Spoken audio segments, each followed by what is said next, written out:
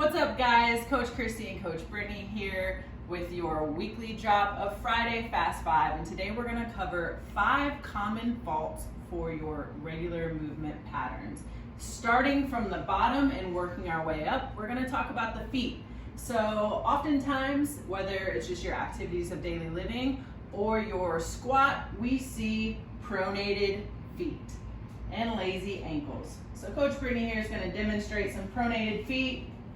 Down here, the collapsed arches, and what that causes is the ankle to get saggy, and then the knees are inverted in. So go ahead and show us a squat.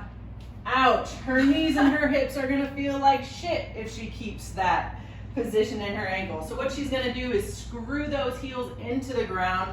We have a nice active arch, and then naturally her knees are gonna drive just out, and she's got an active hip position as well. So she's gonna feel way better. So even if you're just standing at the kitchen sink, washing your dishes, think about your arches, think about your feet, and keep that nice active foot and ankle position. Number 2, we see this a lot of times in the deadlift, overhead pressing, the anterior pelvic tilt, overextending that low back.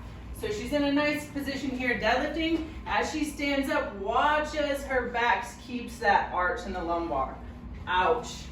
So if she continues, go ahead and give us a few more reps with that anterior pelvic tilt, crunching that low back. So what we want to see at the top is a neutral spine here. So now she's neutral, she's gotten rid of that pelvic tilt, and she's going to feel way better. So keep an eye on that low back. If you feel that arch happening, show us a no-no again. Is she going to feel that in her low back? She has no core here. So what that's causing is her ribs to flare up. So if you ever feel like you're in the top of your deadlift, or show us an overhead position where this might happen. So once again, ribs are flared, that low back is arched. So if she squeezes her butt here, squeezes her core down, now the ribs naturally close. She's in a nice neutral spine. So anything overhead, show us some reps overhead with those ribs flared. And then flared. Yep, ribs flared there, here, low back ribs. So we want to keep neutral. So I always say, squeeze your butt, squeeze your guts. Nice and tight, nice and straight. Okay, and then forward head, working our way from the bottom up again. Those ribs are flared, sticking her head forward. It all happens together. So think about that neutral spine. I should be able to fit her in like a paper towel roll. Whoop! Nice and tight. And show us where else we might find a forward head. So this, you're gonna get a lot of uncomfortable tension in the neck and traps with that forward head reaching that chin up. So keep that spine neutral. I'm gonna steal this from you. So we wanna see a nice neutral spine from head through tail, okay?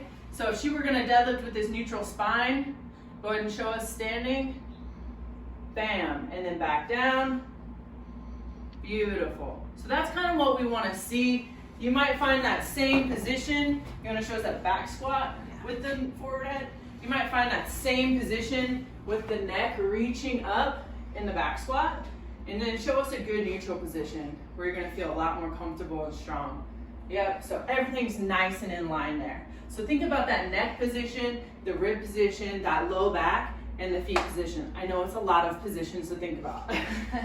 And then finally, we're gonna talk number 5, internally rotated shoulders. We see this a lot in the deadlift, bent over rows. Here, internally rotated shoulders. So we're not gonna get any good back work when those shoulders are in a bad position. So think chest tall, roll those shoulders back into place. Perfect. See, that's a beautiful position. Shoulders are back. Now you're not going to experience any shoulder pain. You're going to get the work in your back. And this same thing applies if you were laying on your back in a bench press. You want to set those shoulders back before you start pressing. If you start with the shoulders out internally rotated and then you press, you're already in a bad way. So think about from the bottom up, we're covering the ankles, which stems up to the knee, to the hip, to the low back, to the ribs, to the shoulders, and the head. It's only your entire body you have to think about, guys. It's not that hard.